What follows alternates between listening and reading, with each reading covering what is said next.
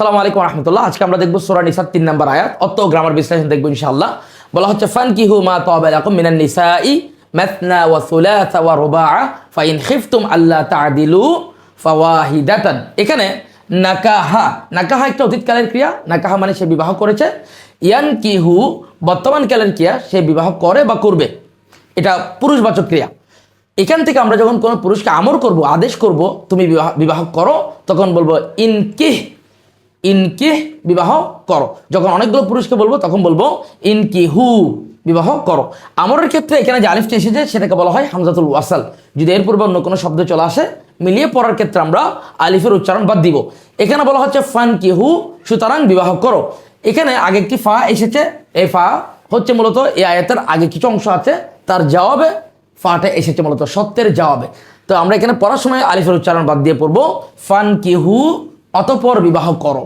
সুতরাং অতঃপর বিবাহ করো, এখানে অনেকগুলো পুরুষকে আদেশ করা হচ্ছে, আল্লাহ তাআলা আদেশ করতেছেন অতঃপর বিবাহ করো।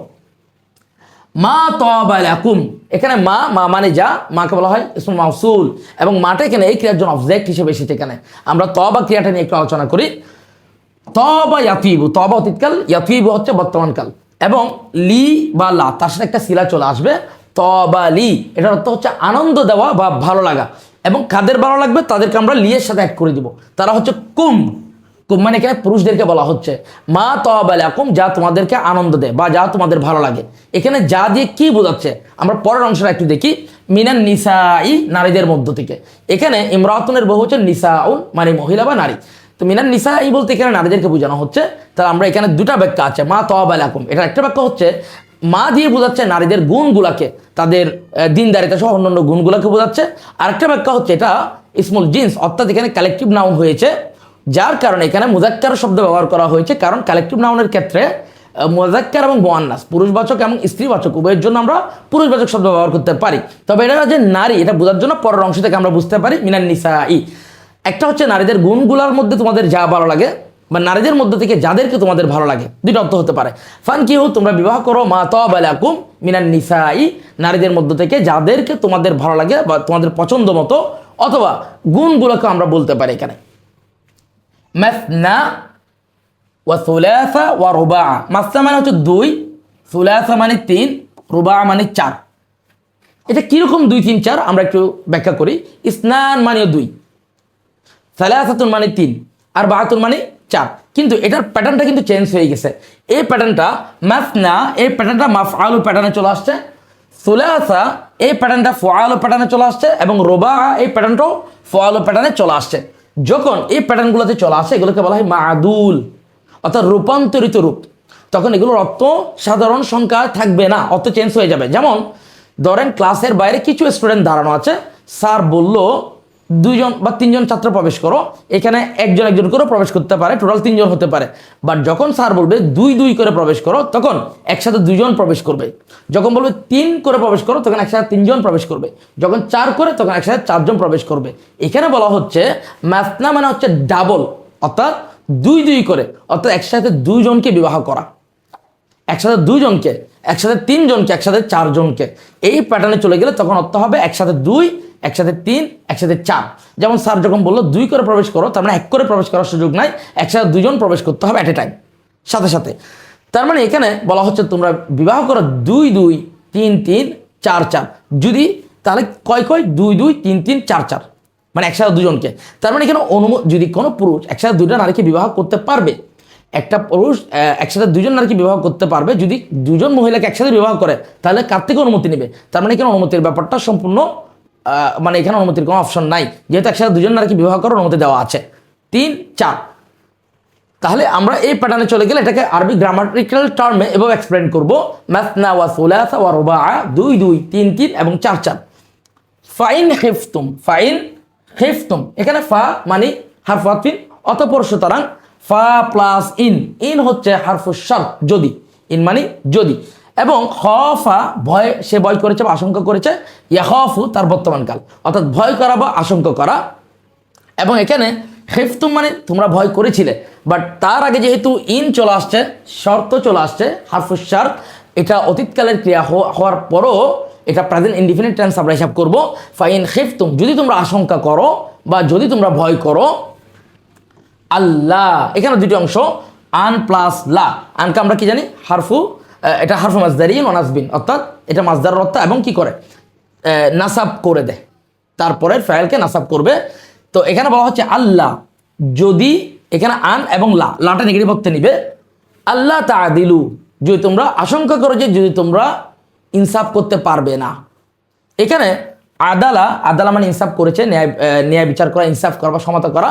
এটার বর্তমান কাজ হচ্ছে ইয়াদিলু, এবং তাআদিলু মানে তুমি ইনসাফ করো বা ন্যায় বিচার করো, এবং বহুবচন হচ্ছে তাআদিলু না, তোমরা ইনসাফ করো, ন্যায় বিচার করো। এখানে তাআদিলু নুনটা বাদ গিয়েছে, যেহেতু এখানে আন আছে তাই এটা মানসুব হয়েছে নুন ড্রপ হওয়ার মাধ্যমে।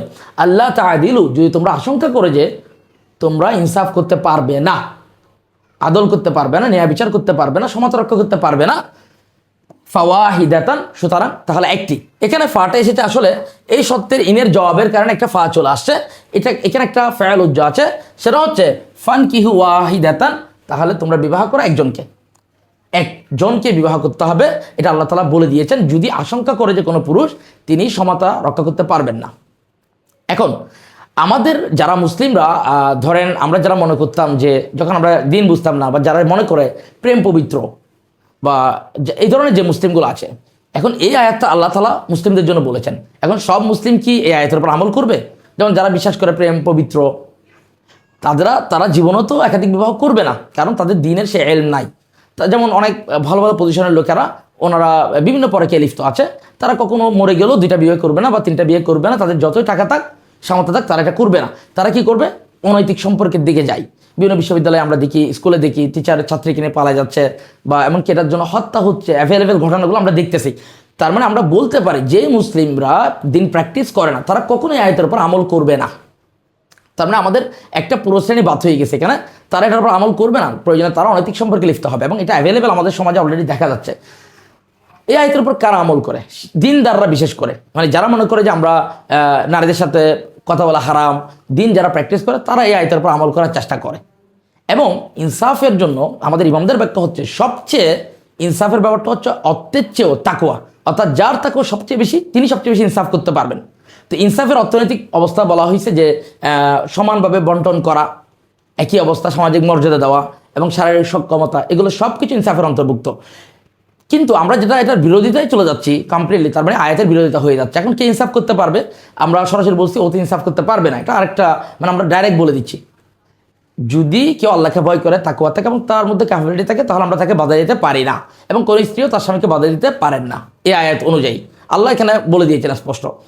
তো আমরা আল্লাহকে ভয় করতে হবে, কারণ এখানে অনেক হাদিস আছে যে সে কি আমাদের দিন বাঁকা হয়ে উঠবে এবং এটা জুলুম হবে, এটার জন্য তাকে জাহান্নামে যেতে হতে পারে। তো আমরা অবশ্যই আল্লাহকে ভয় করবো এই ব্যাপারে। সে হচ্ছে সবচেয়ে বড় আলেম যে আল্লাহকে সবচেয়ে বেশি ভয় করে, তো আল্লাহকে অবশ্যই ভয় করতে হবে। এবং আমরা শুধু এই কারণের উপর ফোকাস করবো এমন না, দিনের অন্যান্য বিষয়গুলোর উপর ফোকাস করবো। তবে সমাজে যেভাবে এটাকে ঘৃণার চোখে ছড়িয়ে দেওয়া হয়েছে, এটা খুবই নেগেটিভ।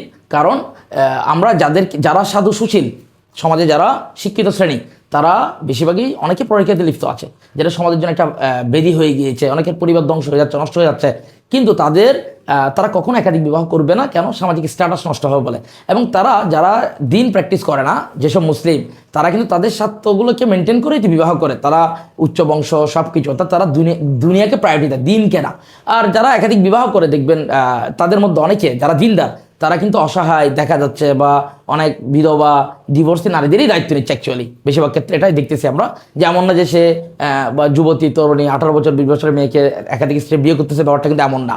তো এই ক্ষেত্রে আমরা আয়াতের উপর আমল করার চেষ্টা করব, যেন কোনোভাবে আমরা আয়াতের বিরোধিতায় চলে না যাই। আল্লাহ আমাদের তৌফিক দিক, আমিন। আসসালামু আলাইকুম ওয়া রাহমাতুল্লাহ।